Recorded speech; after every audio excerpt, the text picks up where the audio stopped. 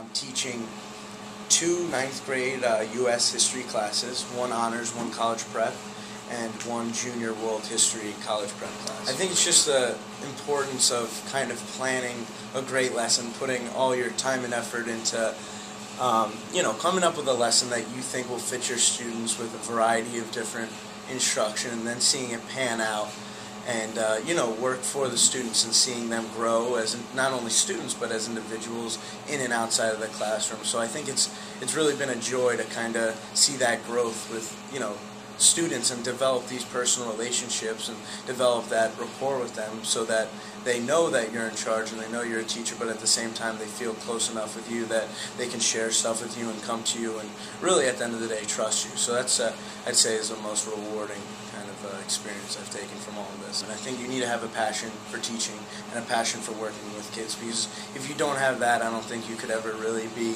good or enjoy doing something that you want to do. You also have to be very responsible and be able to time manage, because you're going to be planning a lot. It's going to be you're not going to be a college student really in this spring semester. You're going to be maturing, and it's going to be a different lifestyle, but it's all worth it in the end if this is what you're really motivated to do, and to work with these kids and develop these great lessons that take a lot of time. But if you're motivated and you have that passion and you're able to time manage and be responsible, I think it's definitely.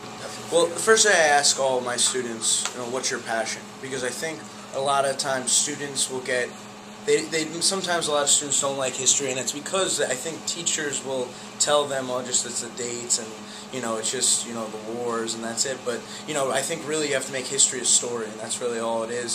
So I use soccer as my passion, and I always connect sports in general to what I'm teaching and what I'm learning. So I usually use that as a way for me to gauge the students' learning, and if I find out their passion, whether it be sports or theater or music or writing, I can incorporate that and always tie it back into their life. In terms for me in soccer, I learned how to manage my time by playing soccer. I learned what commitment is. I learned how to find a passion and stick with it and be committed to something. So I always apply that to teaching. But in terms of my interaction with the students, I use my passion and my love for soccer as a way for me to kind of relate with everybody else and use their passion so that I can better help them learn the material.